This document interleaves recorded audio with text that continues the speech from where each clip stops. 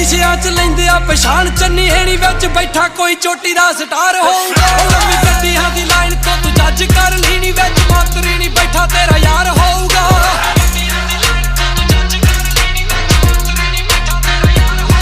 लंबी गड्डियां दी लाइन तो तू जज कर लीनी विच मातरी नी बैठा तेरा यार